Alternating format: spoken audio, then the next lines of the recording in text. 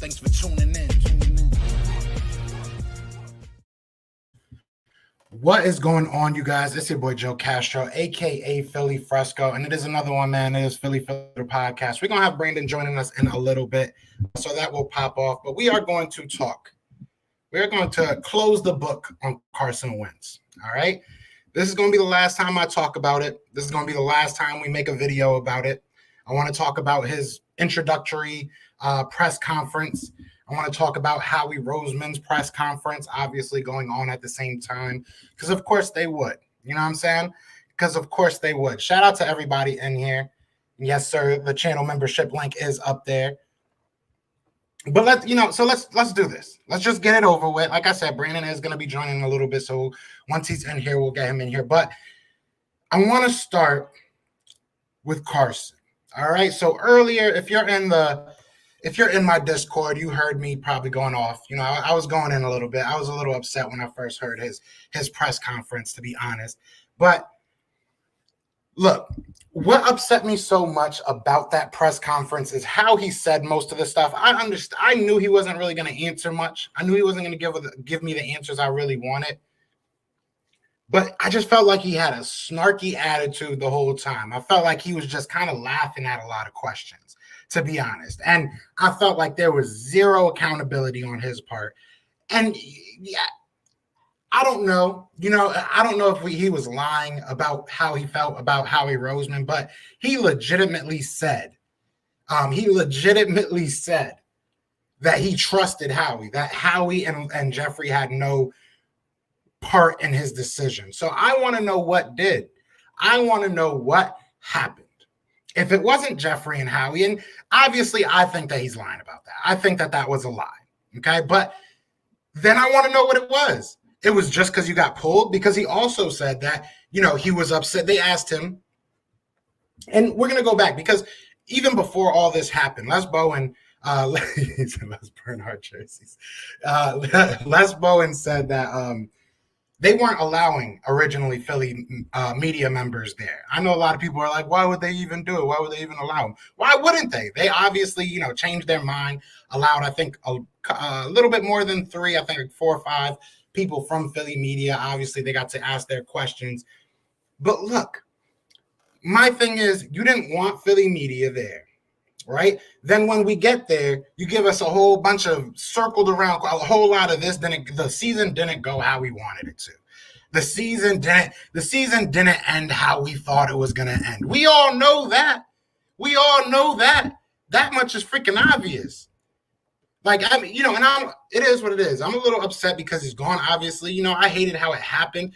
But to me, man, the way that this is all being handled, and I'm not abstaining Howie Roseman or Jeffrey Lurie or anybody in our organization or on our team from any type of blame. But I'm tired of the notion that he gets a free pass. Carson Wentz, the way that Carson Wentz handled this, to me, is corny as hell. It's corny. And I don't like to curse. It's corny, man. I guess hell's not really a curse, but to me it's a curse. But like, even on his play, they said last year, this is what he said.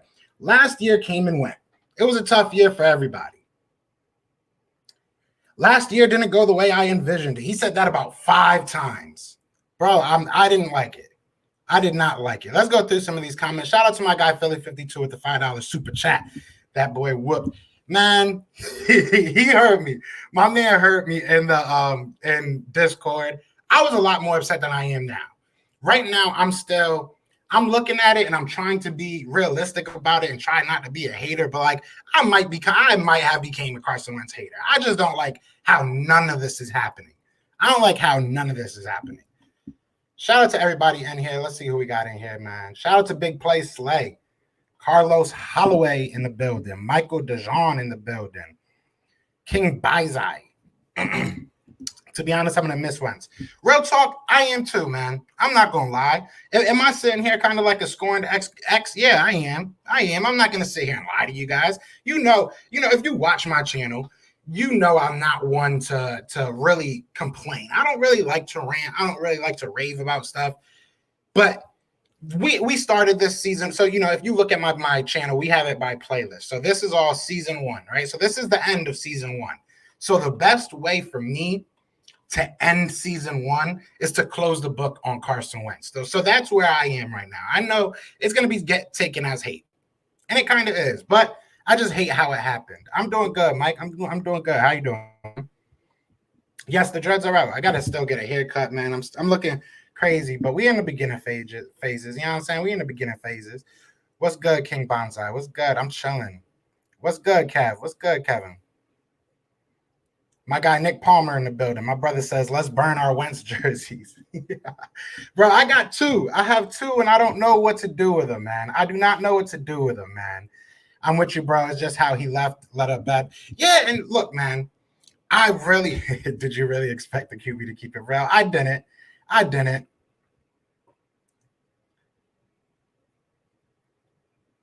going to still support Wentz, but looking back at yeah, man, that's what I'm saying. Thank you. I'm glad I'm not the only one seeing this. Because realistically, said, thank you, bro. He's a fraud. I'm cool off, old boy. Look, and I'm not going to sit here and say he's a terrible person. I'm not going to say anything like that, man. But the way that the perception is everything. I used to be a chef. People eat with your eyes first. When you see something, if it doesn't look good, you're not going to eat it. That's what you're taught. That's like rule number 1. Presentation is everything, and perception is everything. And the way that I perceive what happened, it really seemed like some spiteful stuff. Like it seemed like I believe that it had something to do with Howie. I'm going to 100% say that. I do personally believe that Howie has something to do with this. Okay? I do think that the relationship soured. I do believe that. However, you said it didn't. So I need to know what it was. If it's not Howie, what is it? Was it the team? We got Brandon in here. I don't know if it's He'll let him fix his camera real quick. But yeah, I don't know what it was. And like I said, man, I'm not gonna sit here and act like this is the worst person in the world, worst player that's ever played for the Philadelphia. Here we go. I think you got what you got, brother? Did the same thing I did last time. Caught me. Huh? Yeah, caught me mid-riff. Going crazy. But yeah, to pick up off where I was. Shout out to everybody in here. First of all, how are you doing, Brandon? Nice to see you. Doing good. Ain't too good. bad. It's the end of season 1, so we're doing something that we never really do. Realistically, like me and you talk junk behind the scenes and we vent and everything, but like when we get on the lives, we usually have a point. Today, I think the point is just to get everything off your chest from season 1 and just kind of go into season 2 with a clear mind, right? So let me kind of end where I was, and then we'll kind of get to your thoughts as well. And we'll get to these comments because, of course, I'm already falling behind. But but either way, my thing is I'm going to say it like this, and we'll go through quotes as we go through the live. But the way that it looks, and perception is everything for me. The way that it looks now that all the puzzle pieces are on the table, now that we can kind of see at least what the corner pieces are, right? We kind of have the border of the puzzle. So the way that it's starting to shape up, it looks kind of corny to me. It looks kind of like this is, what's really going on, Wentz. It looks soft. I hate to keep using that word, but it looks soft. So I just vented for a good 10 minutes, Brandon. You take the floor. How do you feel about this? I know me and you probably differ a little bit, so please let me know what you're thinking, brother. For a first season, for this whole podcast, this has been an interesting roller coaster. Like, who would have thought that 2021 would bring one of the most miserable seasons as an Eagles fan? Between literally this season was that commercial with the old man, the fishing rod. And he's like, you almost got it. Like, that was this whole season. And then not only that, obviously COVID and all that, but then who would have thought we weren't going to have Doug Peterson? We weren't going to have Carson Wentz. We're about to not have Zach Ertz. Like, it's insane what this whole season 1 of this podcast has brought to us. But to finish it off, and with this interview today or whatever, press conference, it seemed like him and Howie both like have contradicting statements about it. It's like Carson was asked about it. He said, oh, I didn't really have a choice, or I didn't really have a word in anything. And then Howie's like, no, Carson and his agent both had a word in it, and they were all communicating together. So it's like he's still trying to avoid it. And I get it. There's some professionalism there and stuff. But at the end of the day, you're gone now. Just own up to it. Just be like, yeah, it is what it is. I didn't want to be there anymore. Lay it on the line. Who cares at this point? That's what I'm feeling. I mean, like, if you're going to say Green Bay was the game that kind of made you be like, well, this ain't the place for me, there has to be more than that. There's no way you get pulled for playing like complete SHIT and then go ahead and be like, well, I don't want to play here no more because I stink.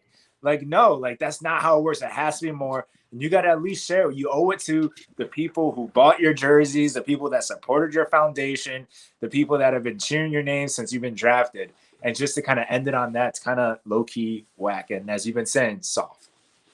Yeah, see, all right, look at that. Now I'm getting Brandon on my side. That's what I'm talking about. No, no, in all seriousness, I think like a common theme that I've seen from fans that are upset is that you said nothing to us. You know, right. And like you said, you owe that much to the people that support you consistently. There's still people, and God rest, you know, God bless. I mean, God bless the Giovanni. People are saying they're going to break his kneecaps for wearing your jersey. You know what I'm saying? You don't think you owe anything to this fan base? Like, this fan base is literally imploding because of you. We can say that it's because of how we didn't do this. We're saying because but no one else is running like you did. And you can say it's not running. You can say it's just whatever you want to call it. It is happening at the end of the day. So, like, me and you have differed because he didn't say anything. Right. I think that was kind of where we were. It was like I was making my own opinion. You had your own opinion. So that's where we were. But now that he said something, like you said, you basically said, once you realized I'm not doing well, I got to go. That's what I got from it. That's exactly what I got from it. And to your point, I want to go over one of the things that he did say. I want to read that whole quote because I don't want people thinking we're just paraphrasing it. So, shout out to I'm sorry, go ahead. Oh, no, I was just laughing at what you said. Shout out to Philly Voice because they're the ones that I'm reading this from. So, shout out to them, Zach Berman and all those good guys. But yeah, so he basically said Green Bay after being benched was probably the moment when I realized this may not be it. I had no idea if I was going to start, be on the bench, all of those things going through your mind. So you went through a little bit of adversity and you shut down. Right. That's what I got from that. I'm saying. There has to be more. There's no way that you get benched for one game and there's nothing. There has to be the stuff that happened after. It has to be Doug not really giving you a shot to earn that spot the week after. That Doug basically said, Hurts is the starter within 2 days. I mean, hey. Demonetization is why I will not say it, but hey, it was I'm sorry. There has to be more, and I just can't sit here. And obviously, eventually, it's gonna roll over, especially once the season starts. We're saying hike on the first down. It's gonna be forgotten about, whatever. But as of right now, it's hard for me to really think that the franchise quarterback of the Philadelphia Eagles wanted to leave just because he got benched once. There has to be more to it. And I feel like we'll never find out because no one's going to spill the beans unless it's a 30 for 30 in like 10, 15 years or something. Yeah, and whoever's hiding people, don't make me take everybody's wrench away again because I will. I learned how to, and I am not afraid to do it. But no, I mean, and there was I'm not afraid to use it. I wanted to read this comment because I know that there's going to be this is one side I feel like, and then there's a whole other opposite side. I'm kind of on his side. I feel him. So Big Play Slay says, dude, it's not Howie's fault. He's literally taking the blame for everything. Yes, he needs to be fired, but who gives him say for all these allegations? Jeffrey Lurie. So I want to ask you, because I mean, we've talked to a couple different people, and I feel like whether it was Dave Spadaro, whether it was, Derek Gunn, they're all kind of saying this is how they've been. It seems like they're more involved right now, but this is kind of how they've been. What do you feel? Do you think that Jeffrey Lurie is either too involved right now or not involved enough? I think that he's probably involved. He's involved because there's no way that Wentz gets benched, you decide to end the season the way that you did by losing on purpose. That stuff gets signed off on. Even if Doug gets the blame for it and ends up getting fired or let go, Jeffrey Lurie signed off on all those moves. Just like when we had the Washington football team representative yesterday, George, how he was saying how Dan Snyder came down and he wanted Dwayne Haskins drafted, and the owner made that power move. If Jeffrey Lurie really wanted Wentz to start, or really felt that Doug was doing him wrong or something, Jeffrey Lurie would have not signed off on those and maybe said, you know what, how about someone else calls the plays right now? So obviously there's been more going on, and you got to kind of hope that you have to have hope in Jeffrey, because yes, he's been here for a minute and we haven't really had a series of bad seasons in a row. We've had bad seasons, maybe nothing compared to this really, because of the hope of being able to win and go to the playoffs if you win one game ahead of the Cowboys or the Giants or whatever of Washington. But we've had bad seasons before, and we've been able to come back based off, I'm assuming, the power plays of a Jeffrey Lurie, of a Howie Roseman. So as much as Howie does probably need to go so we can get a real fresh start in this organization right now, I mean, I can't get too upset at Jeffrey, because I know that he has made good moves in the past. And I mean, look, we've talked, I did that weird video. I have no idea why to this day I did it, about Howie Roseman, like just going through his past. Don't know why I did it, but it was actually fun. Either way, he's been here 21 years. Yeah, exactly, right? He's been here 21 years, guys. 21 seasons, at least I should say. Yeah. I mean, that's probably not going to change. He's been with Jeffrey almost as long as Jeffrey's been here. I think Jeffrey bought the team in the 80s somewhere. I know I'm probably wrong about that, but I know it wasn't too far off of there. So, I mean, he's not going anywhere. And not just that. The one constant, or I should say the two constants, I guess, are Howie and Jeffrey. No matter what's going to change in this team, those two have always been here. You know what I'm saying?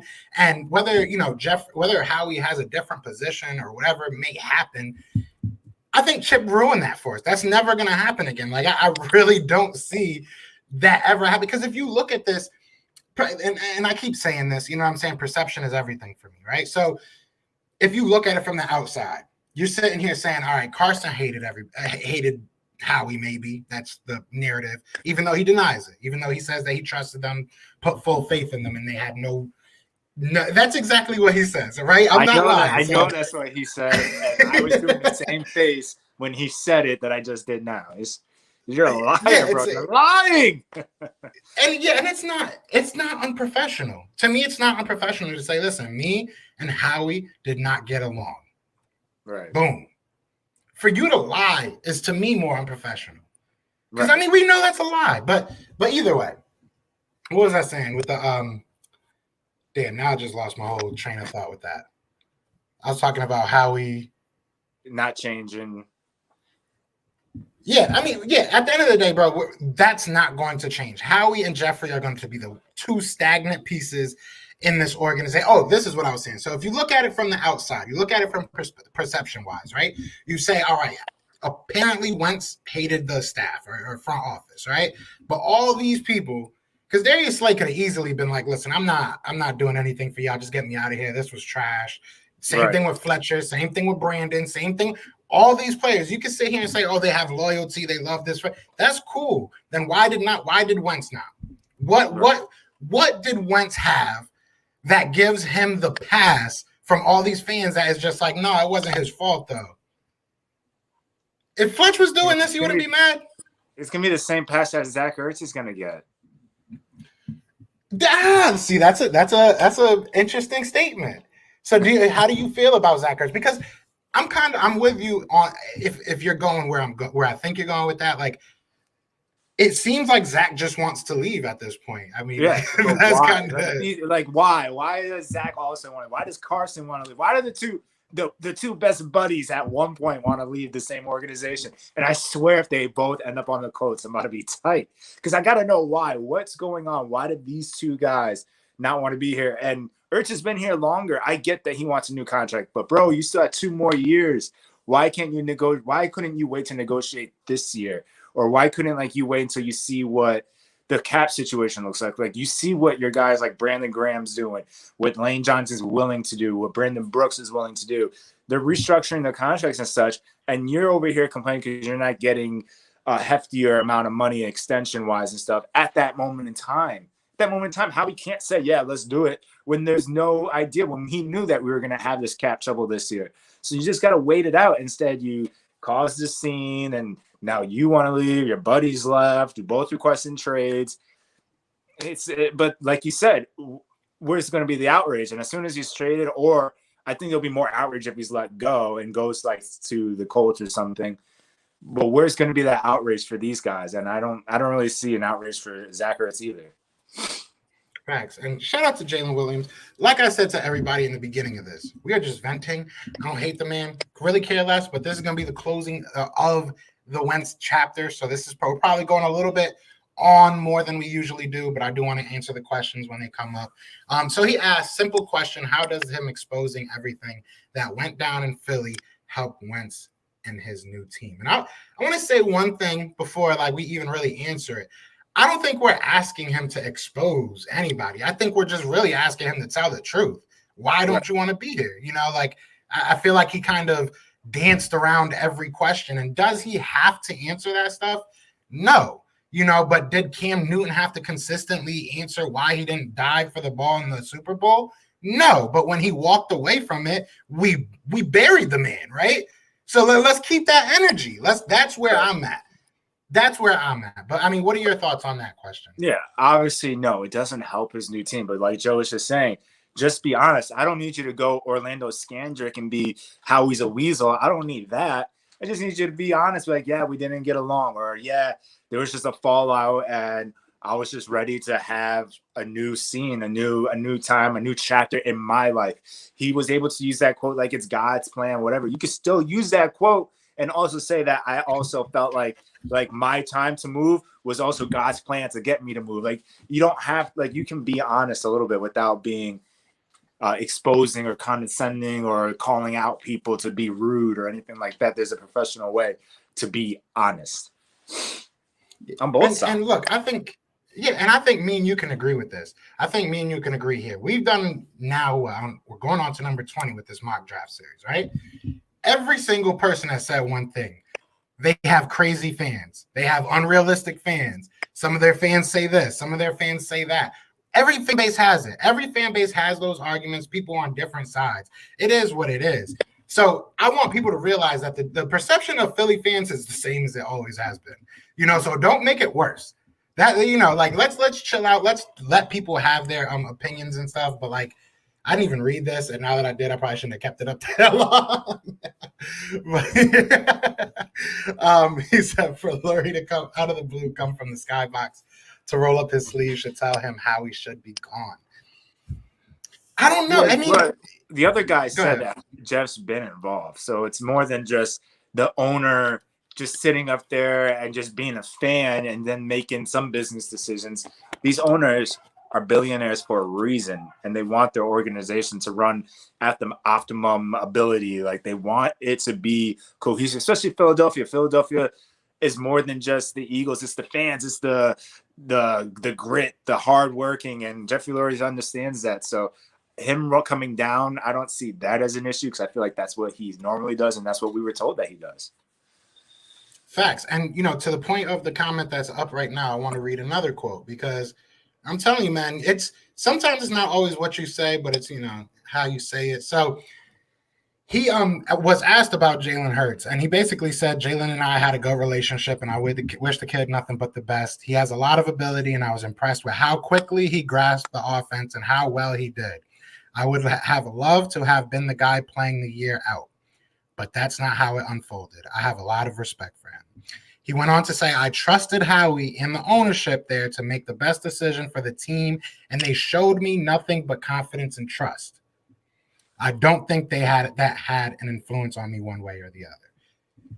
I mean, that says a lot, man. That says a lot. But we're going to move on a little bit from Carson Wentz.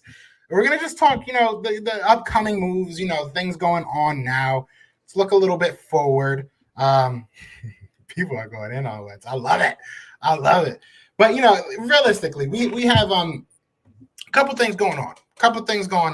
As far as, you know, re-signings and stuff like that. I didn't really make videos because I don't really think they were that huge. But we can really talk. We can, you know, now's best time, right? So let's talk a little about Adrian Killins. Let's talk about this kid, Andrew Adams, I think his name is. Not much to say there. Don't know much about him. But what are your initial thoughts of the signings? Well, with Adrian Killens, I mean, that's just like another chance to you get depth at running back, and you can get him for the low. That's what we're at the point where we may be able to maybe try to go after one player that's kind of left over, but getting players that already are here for the low, I feel like is smart. And I mean, he's a smaller running back. He's fast. Special teams could be kickoff return. I'd rather have speed on my kickoff returns than like Boston Scott or something. No offense to Boston Scott, but he doesn't have the burners, and I know Killens does. And maybe Killens can be that role that maybe he gets better at pass catching and stuff like that, and can be used at any which way. And then with the safety, one of my buddies, he's a big Bucks fan. He was saying that he's solid, that he's good depth, good special teams guy. That he can come in and be a solid rotation if you need him. I don't think that he's going to be a starter by any means unless we really don't get anybody. But he said he's a solid piece he's a UConn alumni. So we get a UConn word. Philly. Yeah, man. Oh, we got to hit him up. There's actually there's a Pittsburgh player that is from Connecticut, and he's in the draft this year, and I hit him up. And he's mad busy, but he said he would definitely come on. I forget his name now. I feel bad. I hope he's not watching. Well, don't show him this clip. Right, like, this is a copy of my work. I forgot your name in it, but I was talking about you. But no, yeah, that's what's up, man. Hey, shout out to Connecticut, bro. We got what's his name? Byron Jones now. We had Dan Ovlasky. We're coming up. Connecticut's coming on up. Yes, sir. But no, I like AK. I love AK. I think he's a great player. I think he's a good kid. I don't know what he's going to do. I don't know if he's really going to see the field. We have a lot of players, I feel, that have the same. Not a lot, but I feel like you have people like him and Jason Huntley that are probably going to battle for that type of position. Yeah. Sure. And maybe a Boston Scott, depending on how they look at him. I agree with you that I don't think he's really a fast guy, but he is that speed off the corner. He brings that kind of like little brother energy kind of thing. And I don't even know how old he is at this point, but it's just basically because of like his size, and just when he comes in, it feels like it lights the room up when he has a giant play. So I mean, I love Boston Scott. I hope he could. I don't know is he a free agent? I'm pretty sure. I don't believe so. No, Corey Clement was. I think Corey Clement was the one. Okay. He might be though. Who knows? All these people are freaking free agents. I feel like we would have heard something about it though. And he's in our intro, so I hope he's not a free agent. Right. And then another thing that people were talking about, I guess we could talk about it because I mean it's not gonna happen. But people were talking about Deshaun Watson. Elliot Shore-Parks, I should say, tweeted out that Deshaun Watson was an option, someone that he thought maybe Howie Roseman was gearing up. How do you want to say no? Because I know I have my way of saying it's not going to happen, but the money, the amount of like capital, unless the Texans are so fed up that they would be willing to like take a Zach Ertz, maybe Jalen Hurts, and next year's second or first or something. I don't know. Something that's not involving like 4 first-round picks. But I don't see that happening. It's probably 99% not happening. If it was to happen, I wouldn't complain. I mean, unless we really couldn't get any weapons around him and we just stunk for the next 4 years. But it ain't happening. I'm not even getting my hopes up. That's not even something that I would even think about. Yeah, and shout out to Marvin. He said you have to do more of these. I'd rather hang out here. This is definitely my speed. We usually do these. We kind of fell off a little bit on these because we were so into the like draft, mock draft series. But now that that's coming to a close, we'll definitely get back on here and do these more often. But no, I agree, man. It's a pipe dream. It's a writer looking for something to write. I have no hate towards Elliot Shore-Parks. I feel like we might be the only. Well, not really. That's a lie. But we hate our writers. If you're loved in Philadelphia as a sports writer, God bless you. I don't know how you did it because we hate everybody. So I mean, I don't think it's gonna happen. Like you said, we don't have the expendable capital. We probably have enough for them to take, you know what I'm saying, and get it, but it wouldn't make sense because we don't have the team right now to be great around him. You know what I'm saying? So it doesn't make sense to go ahead and grab him and hope that you can hit on these drafts when that's definitely not what's been happening as of late. There was another question here. Somebody had a question. Says, great show. I appreciate that. There we go. He said, do you think we should keep Corey Clement? Shout out to Corey Clement. Shout out to Corey Clement's cousin, because he was on the show. Yes, sir. So I'm going to say, yes, I think they should. Is that? No, go ahead. You go first. I don't know. I love Corey. He played a big role in 2017, but he's been hurt. And then when he has come in, there really hasn't been anything that came of it. Maybe that's because Doug Peterson was not running the ball. That could be a possibility and why we didn't see much of him. But if you can get a younger dude in the draft for cheaper, or keep Boston, I would go with I would draft a running back in like the 4th round or something and not have to worry about paying a guy like Corey Clement. I feel like he had his time with us, and I hope for the best for him. And if we bring him back, awesome. But I don't think that's someone that I'd rather have brought Jalen Mills back than Corey Clement. Yeah, I don't remember who I was watching, but I was watching somebody's show, and they were saying, they were like, we gave out a whole bunch of thank you contracts. A lot of these players, and if you look at it and you look at our cap situation, a lot of these moves probably should have happened last year, if we're being real. I think, and we would have probably been upset as fans anyways if it happened last year. It would have been rough either way. So this was something that was going to happen.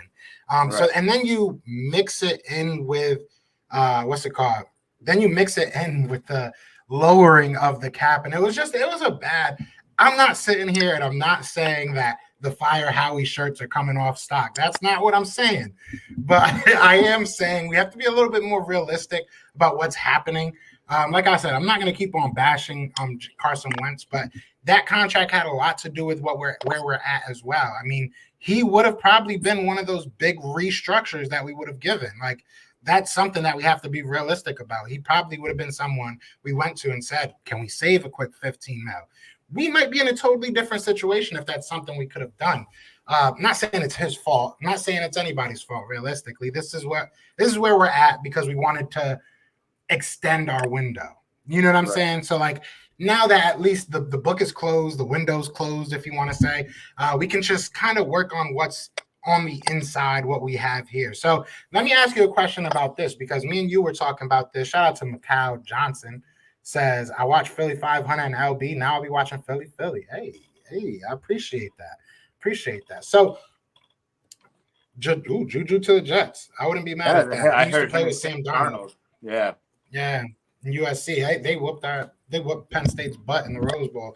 I'll never forget that. But I wanted to ask you, until that came up, what would you think about somebody like Juju, like coming to the Eagles? I mean, how would you feel about him coming? He doesn't have burners or anything, which I'm okay with. I feel like if he was to mature a little bit and could have everyone has interests. They're all humans, and if TikTok was his interest, that was his thing. He saw how it kind of failed, and it is what it is. He got made fun of when things didn't go right, and you kind of learn from that, or you continue. I don't know, but obviously he's not the number one. He's not number one. He showed that with Pittsburgh. Eventually, Ben Roethlisberger kind of stopped looking his way and was going to more to like the Deontay Johnsons of the world. But I still would have taken him as a Philadelphia Eagle, because that's kind of like the possession, bigger receiver that we could use compared to with. That's only if we were not looking to draft a wide receiver. If we're looking to draft a wide receiver, then I don't see the reason to go spend money on a guy like Juju. But if the plan is we're going defense first round, we're going quarterback first round, whatever it is, then you go and try to get a guy that maybe wants to go on a prove-it contract to say that I'm still good in this league.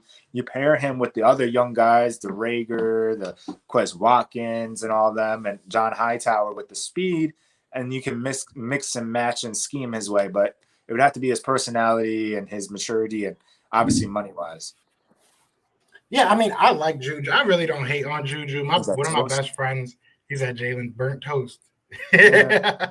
But hey, I want to bring him up next. That's why I wanted to keep that up there to remind me. But I I don't hate Juju. You know, people make fun of the Corvette thing. You know, it is what it is. Like you said, everybody got their thing that they do outside of football. I don't think he would really fit in Philly just because of that, really. And it's not because of TikTok in itself. It's more so how he responds to everything that people say. Like, this man is on everybody's Twitter. Like, you know what I'm saying? Which is like, it's cool to a certain extent, but like, it's soft in a lot of people's eyes in Philly, and they're going to attack that. You know what I'm saying? So that, I don't think he would really fit. We talked about this off screen. Like, I don't really think he'd fit Philly, you know, the culture of what Philly is. I think he'd get eaten alive, if I'm being 100% honest. He probably would, especially if you get sensitive online, for sure. That's what I was saying. He said, but yeah, I wanted to talk about Jalen. So Jalen got a bag, bro. And a lot of people are hating on Jalen. I'm not even going to say hating on him. He kind of deserves it. He didn't play great with us. But that's a big loss, man. And I mean, we filled it, you know, with Andrew Adams. You know, that's a positive. But how do you feel about losing Green Goblin and him saying he's not going to change his hair? He said he's keeping his hair. Change your hair. He needs to. He can go be Spider-Man or something. Keep it in the same comic. But now you got the red and blue over there. But this sucks. I mean, yes, he did deserve some kind of backlash because he did give up big plays. He did get beat on the double moves a lot when he played corner. But this past season, with all the injuries we had, he was moving from safety to down in the box to corner to nickel. Like, he was moved all over the place. And I have to give him kudos. He held his own to the extent where we weren't really yelling at Jalen Mills all season. We were yelling at everybody else pretty much, like the linebackers and then the corners that would come in that were backups. And when Jalen would go to corner, it seemed like everything quiet down. Like in that Dallas game when Jaquette was at corner and he was getting bullied, and they finally in the second half put Jalen Mills there, and then we didn't really see them go ham unless they decide to pump the brakes. But I don't think that's Dallas mentality when they're playing Philly. They probably would have scored 60 if they could against us. So the fact that he went in and he was able to slow down Michael Gallup and really help out, that just showed that he was willing to fight, and he was there all season. He was a leader, becoming a leader. And now we're back to square one about who's like that vocal guy, who's going to be that swag on our defense that we're going to miss from Jalen Mills. Yeah, that's probably what I'm going to miss most of him, is just like that attitude. You know what I'm saying? Like, you know, hopefully, I feel like Fletch is like one of those guys that just leads by example. He just goes out there and plays. He's not like the most vocal guy. Brandon Graham is a little bit vocal, but I think he's vocal with his linemen. Like, he's not one of those guys that's going to go up to Darius Slay and smack him on his ass. You know what I'm saying? Like, he kind of gets his guys going. So we definitely lost that in the secondary, but who knows? Maybe this is time for Darius Slay to really take that role, really be that leader. I would love to see that realistically. And maybe we go draft a cornerback early, but it sucks. I was a big fan of him, especially when we first drafted him. You know, you remember in the draft, in the chat, I was like, man, we got to steal 7th round pick. This boy is a beast. You know, and I really like what he brought to this team. So it sucks. I know a lot of people are going to make fun of him talking about that, you know, burnt toast. He gets beat all the time, but hopefully he gets beat for us. He deserved it, but when he played last year, it wasn't that bad when he was playing safety. So he said Patrick Chung 2.0. We'll see. Hopefully he doesn't go over there and just straight up ball out. That's what I feel like is going to happen. He's going to go over there and ball out. That's like always the feeling when it comes to like people going to the Patriots. But who was that? I think it was Eric Rowe who went to the Patriots, and that's who Alshon had his touchdown catch against the Super Bowl. So you never know. Could end up being like an Eric Rowe. Yeah, Eric Rowe I don't think was supposed to be on Alshon. They said Malcolm, whatever his name is. The hero turned 0. Says, dude, this is actually the year Howie's going to be fired. I honestly do think it's the year. Well, at least everything is shaping up that way. He looked nervous today. Nick's staff went to pro day. I just don't think he's going to get fired, man. I just don't see it. I really do not see it. Like, he's just been through too much. He's been through way too much. And there's Malcolm Butler. There you go. But yeah, he did overachieve. Jalen Mills, is not, no person in the 7th round should play as many games as he did and have the impact that he did. You know what I'm saying? Like, it is what it is, you know? He said, now those passes are going to Pitts. Sorry, umbrella boy. I don't want Pitts. I still don't want Pitts. I really don't get how everybody loves Pitts still. It's because you hear on TV and everything that he's just this freak athlete, big size. I mean, who was it? The Dolphins guy the other day was saying that he wants to take him at number 3 if they're going to take a receiver. And that's wild to me. Out of all the people, like, that's who you would want. Like, but I don't know. Yeah, no, I'm not taking him at 3. I'm not taking him at 6. I'm trading back if I'm taking him. And I'm pretty sure we're the only like channel on YouTube right now that does not want Pitts at 6 for the Eagles. Like, I feel like everybody's just gotten on that train. They all made up their mind. They want Kyle Pitts for some weird reason. It is what it is. We might be going to get a quarterback. You know what I'm saying? The way that he talked today, it didn't really put that out of, you know, a possibility, out of the realm of possibilities. And it sucks. I want to end up getting like a Hurts jersey or something, but now I'm just going to wait until dudes retire. Like, I'll grab that's what you got to do. Yeah, you can only wear a retired jersey. They should let us trade in our jersey. I want to trade in my jersey. I want to give you I have 2. So not the one that I wore for the Super Bowl. I'll keep that one. But you can have my other one. You know what I'm saying? Take that and give me a Jalen Hurts one. I think that's fair. I think that's the fairest thing you can do. Or at least get a discount. Like, get like 50% off or something. I don't know. Give me something, bro, because this isn't my fault. Don't make me feel like it's my fault. I mean, but there's so many things we can do at that position. And to stay on that real quick, I did ask in the community post if they thought we would get a quarterback at 6. And it is 53% no. And basically we'll say like 35% yes. And that's out of 120 people already voted. I just put that up. So there's a chance. Split. I mean, I'm not going to rule it out, but if let's say a couple quarterbacks fall, we could get a really hefty like deal in where like we trade back and get a king's ransom if a couple quarterbacks fall because people take other positions. That would be nice. I would be in favor of trading back if a couple quarterbacks fell and we were going to get something more than just like an extra 2nd round pick or something. And this is something I don't want to do. If you're going to get a quarterback, if you're going to get a quarterback with the mentality of he's going to come in here and compete for a job, do not waste a 3rd, 4th, 5th round pick on that type of quarterback. You might find that guy. Don't get me wrong. I'm not going to say you won't. You might find that guy, but you have a chance to take one of the top guys. If that is your thought, go do that. I'm not saying trade up. I'm saying don't trade up, actually. But, you know, don't do that. Because the way that the trade is going to – Adam Schefter said earlier that he believes in the first 6 to 7 picks, there's going to be 4 quarterbacks gone.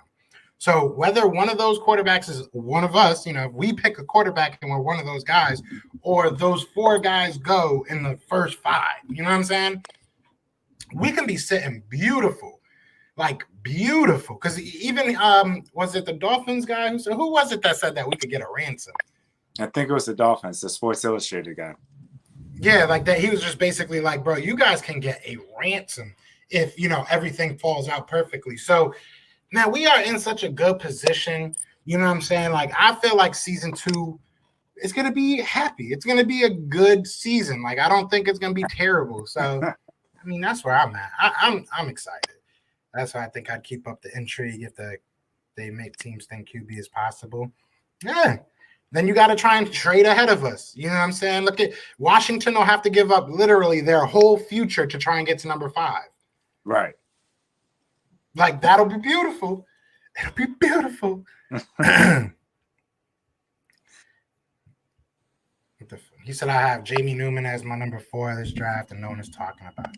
Number 4 quarterback?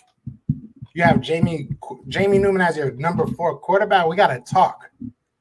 Because I don't know about that. I do not know about that.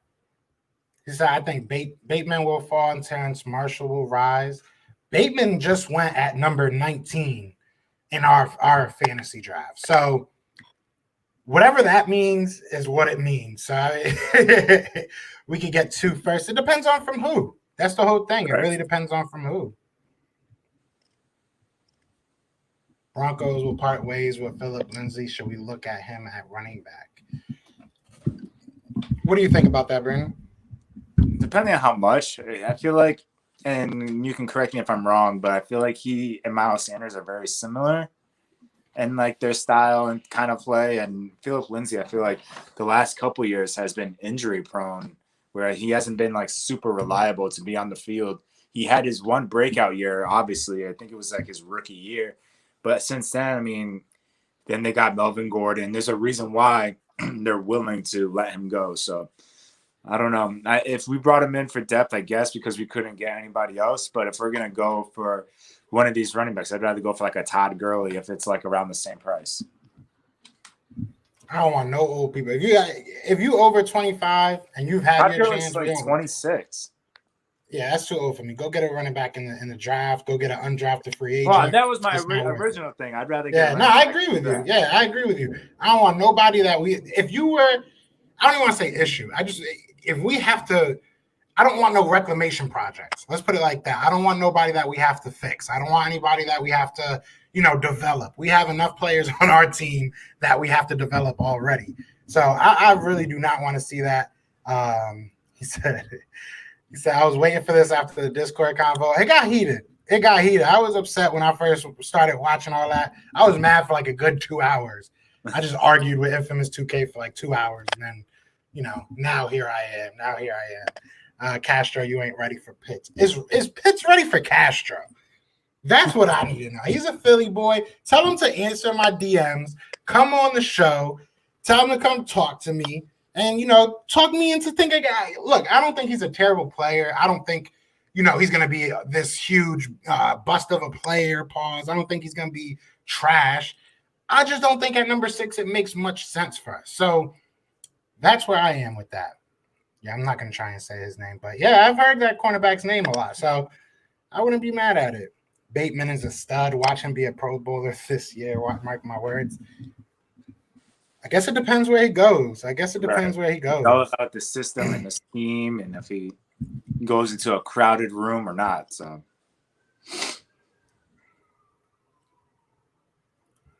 said Gate City Sports must be smart. Yeah, he's a good dude, man. Good dude. I don't know what that has to do with anything in here, but get AP to back up Sam. Nothing. No one over 25. Yeah, that man too old. I mean, if he wants to come in here and be a coach, you know what I'm saying? You want to be that coach type guy, you could be a coach, you know what I'm saying? But I'm good, bro. I'm good on that right now. We will watch him be a Pro Bowler in the future. Who? Kyle Pitts? Maybe. He might be. I think he might Bateman. Be. Who? I think he's talking Bateman. At least that's the last couple of things he's been saying. Yeah. Oh, yeah. Facts. He did say that. He might be. Bateman's big. He's got the body. He's not really. I guess the comparison they gave was Mike Thomas. So, I guess maybe. We'll see. How often are comparisons right, though? What's up, did you see the 40-yard time for that corner that you've been kind of talking about for like a second round? Yeah, I put it up on the page. It was 4.24, I think. Crazy. I tell you, and nobody wants to believe me. Everybody, oh, you're wilding out. Why would we take Eric Stokes in the second round? Because he might not even be there in the second round, realistically. Like, that boy ran out the building. But we've talked about this. We're going to start seeing a lot of defensive tackles running 4 flats and shit. So it's going to be hard to really, like. I feel like a good D-back drill that would be for, like, timing-wise, just to have a guy backpedal, cut on a slant, and then plant his foot in the ground and take off for a go to see what their in and outs look like. Because the 40-yard dash is cool, but that's just like what? You're chasing a guy down across the field type of speed. Like I want to be able to see what your in and out of your break speed looks like, that more football speed. Yeah, that's kind of what the 3 cones is, because you see their agility. It's more of like a cut. But I feel you. Like they've been doing the same drills and same like things, combine workouts, whatever you want to call them, for like 80 years. Like you know what I'm saying? Like, come on, man. And it's been proven to not work so many different times that you think they would change it up. You might have to get Discord again. You might have to. You might have to, man. It's fun in there. With us having Huntley and Killen, should we trade or cut Boston to make more cap space? If Boston got a market, oh my God, did you just see that? Boston market. Oh my God. I don't know if they have that anywhere but Connecticut, but I'm sure they do. Boston market's around. I would assume. That's how you know it. I would assume there has to be some in Boston. There has to be at least one. Right? Imagine there's no Boston markets in Boston. That would be pretty wild. But I don't know if cutting Boston Scott would really save us much. I don't know if that would really do anything rather than just be like we're cutting him to cut him. Yeah, I think it's if you do trust in Huntley and Killens, then yeah, go ahead. If you can get something for him, or if he just does not have a role, then I guess yeah, it's best for him to just cut him. So I don't see Huntley both. I think one of them will be on the practice squad. I agree. I mean, well, I don't know what Huntley's deal was. I think Huntley got a legitimate deal, like he got a couple mils. So I don't think you put a couple because I remember the last time the highest paid person that I can remember in like my tenure as being an Eagles fan was what was the wide receiver? Not Greg Ward. Remember the dude that we were all going crazy over in the preseason? I forget his name, but he got paid like $1 million to be on the practice squad. I forget his name. Yo, if you guys know that does he have a brother in the NFL? I don't know. I just remember he did good for us for like one whole preseason. Paul Turner. I think that's his name. Paul Turner. He did good for like a preseason. We gave him like $1 million to be on the practice squad, so nobody would pick him up. But yeah, I think he got a legit deal. So we'll see. Shout out to my guy Philly 52. He says if Fields is there, I'm taking him. Or they take him. I say I'm taking him because I think he wants Fields. Like me and him, like he's in the Discord, and I think he wants Fields. But what do you think about that? I mean, if that's who you want, and if that's who Nick Sirianni wants, then I'm not gonna fight it. I understand when head coaches come in, they're brand new, and sometimes they want their guy. And if Justin Fields is Nick Sirianni's guy, then make it work, because I'm not trying to see a bunch of bad seasons because you don't really trust Jalen Hurts. But I don't know. There's this thing about Jalen. I kind of respect that. I like his attitude. I like what I see. I know he needs to improve, but a lot of people still need to improve. I would say just rock it out with Jalen. But if Justin Fields is your guy, then it is what it is. I'm not going to be too upset about that. Yeah, I mean, I'm at the point, I think me and you have went back and forth this whole offseason of like, there was a point we both wanted a linebacker. Then we just said, whatever, guys, we're tired of arguing. We'll take a wide receiver. I can't give in to the tight end yet. Like maybe there's going to be a point that I say, hey, maybe we should go get Kyle Pitts. I'm just not there yet. And yeah. I've done, you've seen, I send you a lot of the scripts and stuff that I work on for school or for the channel. And I've done a lot of research on Kyle Pitts. Like I've actually sat and really watched Kyle Pitts. And yes, he's very good. He had a really good season last year. But no, I don't see, like, I see the body. I see what he looks like. I see that he's 6'6", 240, runs crazy. I see all that. I just don't see it on the field consistently. You know what I'm saying? Somebody his size and at number 6, you should be dominating consistently. And I just didn't see that. So it's very hard for me. And I know people will say, chase that out. You know what I'm saying? And it's about a thunderstorm in Florida. RIP to my internet in a little bit. So let's get to, it was Paul Turner. We'll go like another 5-10 minutes and then we'll get out of here. Shout out to everybody in the chat. We got 41 people in here. Please do hit that like, hit that subscribe. We're back, guys. This is the close of season 1, but it's only the opening of a new chapter. We're gonna continuously do these live streams. We're going to do a member-only live stream. Sunday sucked because I got sick, and then we just really haven't had time to do it. But we're going to do it, I promise. I love you guys. I'm sorry. And I think we're 9 away from 1,600. So let's get that done, guys. Come on. Let's get that Invite your friends. Invite your friends. Invite your enemies. Rasheed Bailey did good too. We had a lot of random wide receivers. I feel like whenever a wide receiver came up off the practice squad, there was another guy that like was pretty fast that we wanted like to at least get a shot, and maybe Sony Michel's brother. Yeah, his brother, Mark Michelle, or like, something like that. Michael Michelle. Yes. Yeah, it's like I don't understand. I mean, he didn't do anything anywhere else, so I guess maybe they were right about him. But you can go through every single player. Like, this isn't changing. Nothing's changed. Yo, my super chat was forgotten. Pharrell, did I? No, I didn't.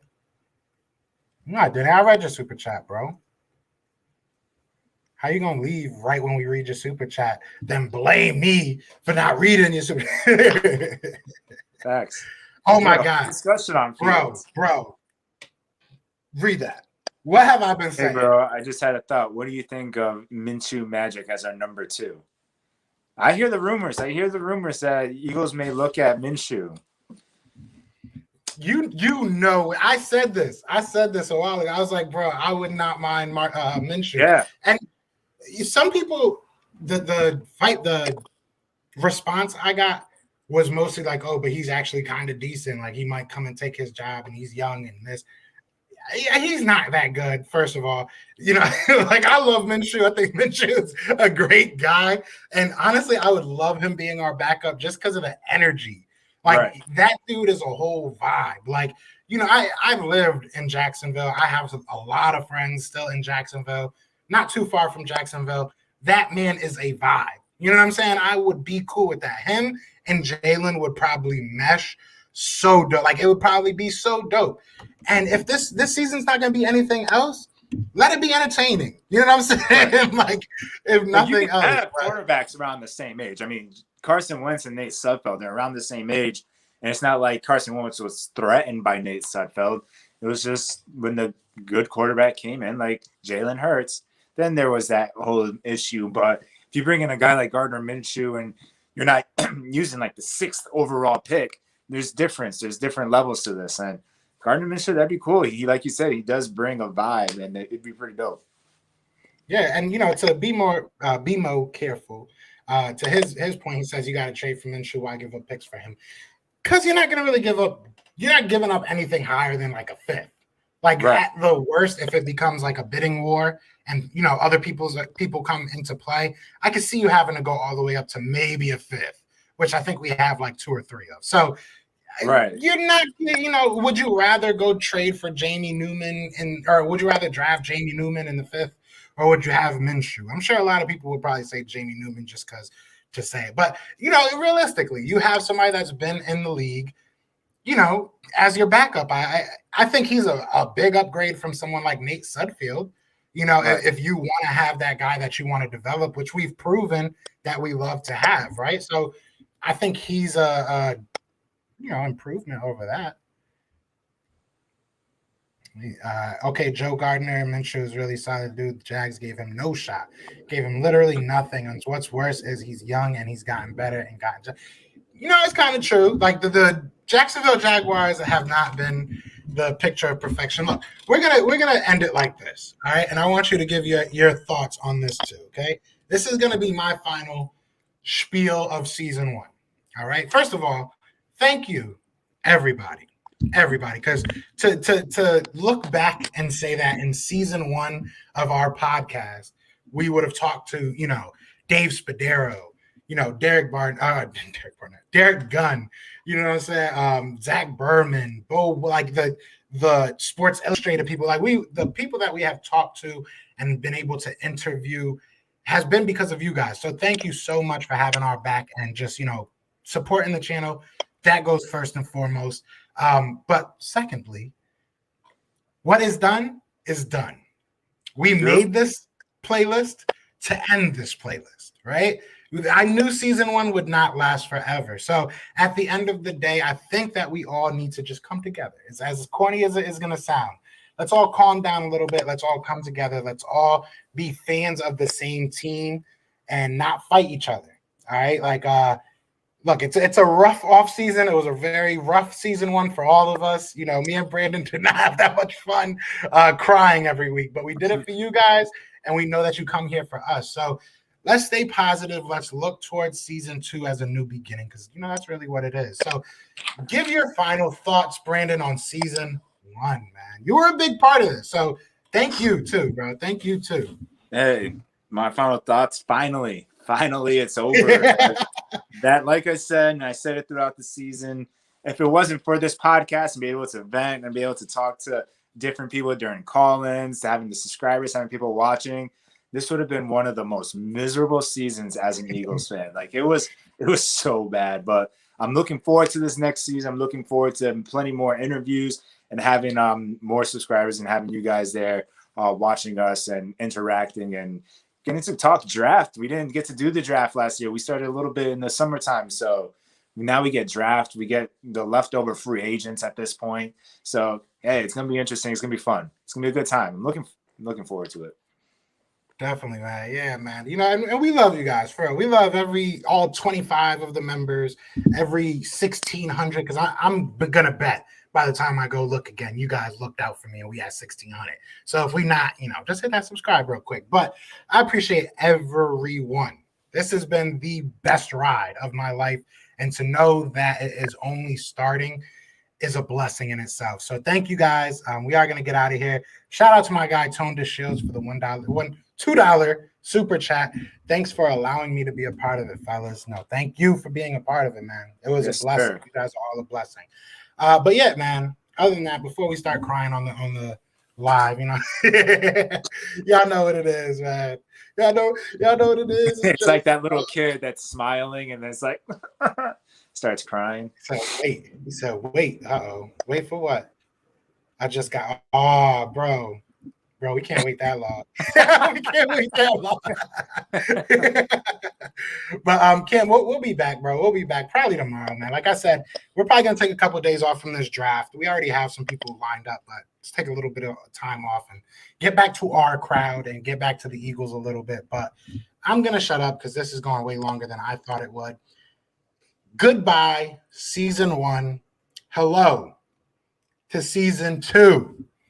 And with that, y'all know what it is. It is Fly Eagles Fly. And we out, share. Peace.